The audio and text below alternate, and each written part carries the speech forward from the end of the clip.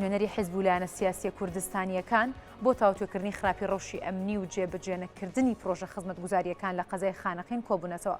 لە کۆبوونەکەژە هەمویان کۆدەنگ بوون لەسەرەوەی کە دەبێت سەرکرداتی سیاسی کورد لەسەر پرسی ناوچە دابڕێنراوەکان بێتە دەنگ. ئێمە بۆ با بڵین هەر لە کۆبوونەکەدا لیژنەیەک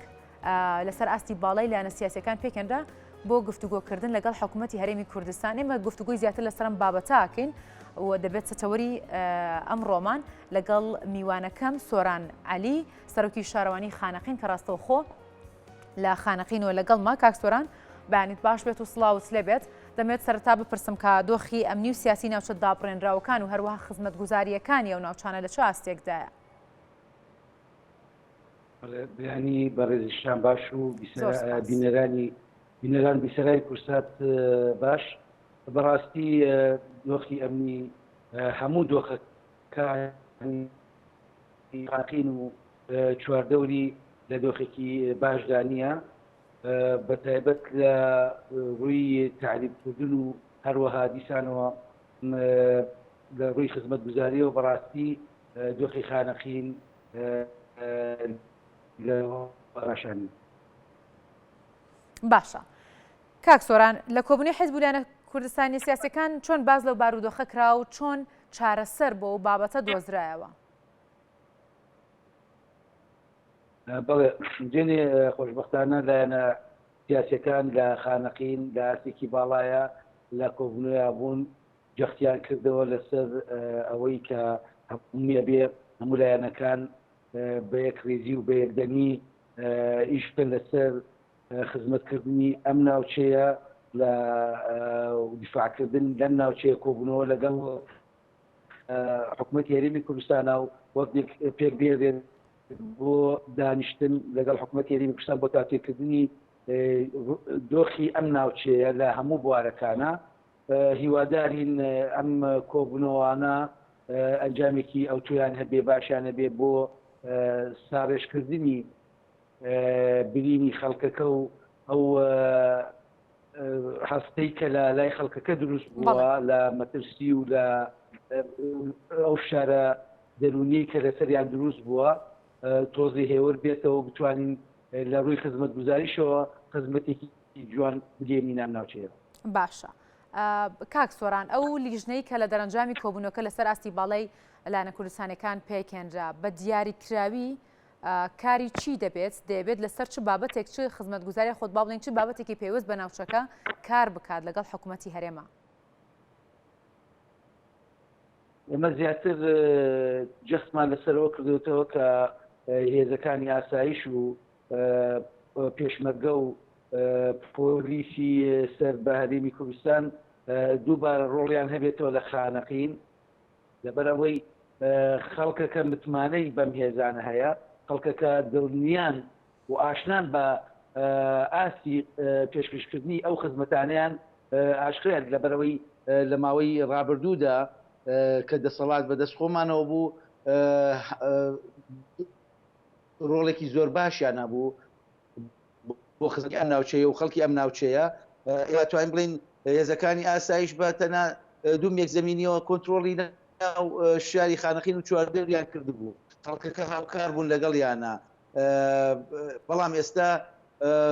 ئەشکال وەنوع هاتووە نازانی دڵنیانیت کێت با و کێ نییە وەزعەکە زۆر یعنی مەترسیدارە لە خانەقین. ئەمەکی تر باشە خەتەوە یەکێک ئەبرێت نازانی کێ بردوێتی چی بۆ هەر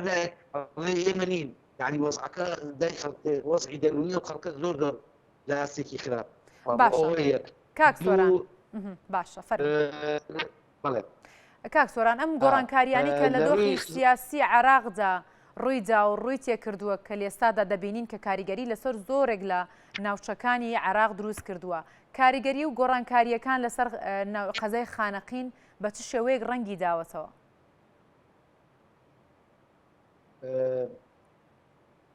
کارگەریەکی ئەو تۆی نییە وانی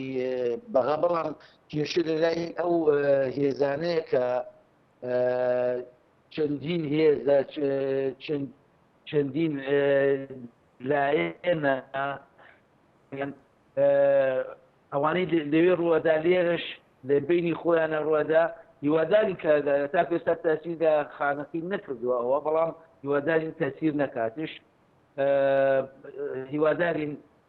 حکوومەتەکەی خۆمان حکوومەتی هەرێمی کوردستان ڕۆڵێکی بەرچاوی هەبێت لەم شارە بتوانێت بێتە بربەستێک لە بەرامبەر ڕوودانی هەر ئەگەرێکی نەخوازراوە. باشە تا چەند حکوومەتی هەرێم توانیوێتی لە ڕووی مادیەوە هاوکاریە و قەزایە بکات لە ڕووی دابینکردنی خزمەتگوزاری هەروەها جێبەجێکردنی پرۆژەی نوێ و هەروەها بەگەرخستنەوەی ئەو پرۆژانەی کە لە ئێستادا وەستاون یاخود بەهۆی قەیرانی جاراییەوە وەستاون تا چەند توانیوێتی بودجەی پێویست بۆ قەزاکە دابین بکات. بەڕاشکاوانە قسەکەین ئەو هاوکاریە یا بڵێن ئەو خزمەتیانی کە لاقین بەڕاستی زۆر ئاسێکی خراپدایە بودجە نییە پرۆژەکانمان لە 2013 هەمووی وەستاون کاقوبات لە 2010 سێ پرۆژەی کە وەستا بوو قسمانەگەڕ و ئیشەکانی تاوا بوو جگەلەوە لە پرۆژەی هەڵگرتنی خۆڵ و خاشاک هیچ خزمەتگوزاریکی نەکراوە هیچ پرۆژێک نەکراوە زۆربەی پرۆژەکانمان وەستاون تەنانەت پێشینەی شارەوانێکی پلەیەکین و ڕێژەی دانیشتوان 250,000 کەسە ئێمە 3 ملیۆن بوو ئەم مانگەش کرایە 1 ملیۆن ئەم مانگەش کە باسەکەم ئێمە هیمانگی 6مان وەرگرتووە چەند ڕۆژێک یعنی مانگی 7-8مان جارەوە نەکردووە لە مانگی 9 و کرایە 1 ملیۆن 1 ملیۆن بەشی چی بکات. باشە کاک سۆران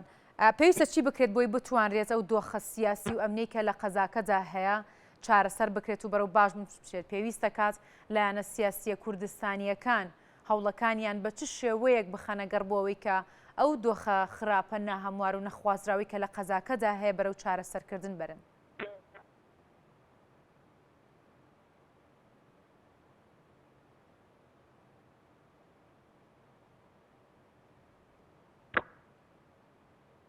کاک سۆران گوێبیستی دەنگی من بوویت بۆ خزمەتکردنیان بەڵێ دیگەتا لێمە بەڵێ گوێمان لێتە فەرموو. باسم لەوە کرد کە ئەبێ هەموو لایەنەکان ململانەی حزبی بخەنە لاوە هەمووی ئیشکەن بۆ خزمەتکردنی ئەم ناوچانە لەبەرەوەی ئەم ناوچانە خەتی دیفاعیەکەمی کوردستانن خەڵکەکانیان لە ئاستێکی دەرونی زۆر خراپدان زۆر شتیان چێشتووە لە هەموو هەڵبژاردنەکانشە قسووریان نەکردووە لە هەموو هەڵبژاردنەکەمان هێناوە ئەبێت ئەم لایەنانەش بە یەکدەستی و بە یەکەڕوێستی ئیش بۆ ئەوە بکەن خزمەت ئەم ناوچانە بکەن یەک شتێک پیشانی ئەو خەڵکە بدەن کە کوردستان بە تەواوەتی بیری لای ئەم ناوچانەیە ئەم ناوچانەی بەجێ نێشتووە ئەمە لایەن بۆ خەڵکی لەلایەن حکوومەتیشەوە ئەبێت داکۆکی کار بن لەسەر مافەکانی ئەم ناوچانە بۆ گەڕانەوەی هێزی پێشمەرگە و ئاسایش و هێزەکان بۆ شارەکان و ڕۆڵیان هەبێت بۆی ئەم هێزانە بگەڕێنەوە جارێکی تر و ڕۆڵێکی ئەوتویان هەبێت لە خزمەتکردن و پاراستنی خەڵکانی ئەم ناوچەیە. باشە زۆر سپاس بۆ سۆران عەلی سەرۆکی شارەوانی خانەقین سپاس کەم کاتە و بێمە بەخشی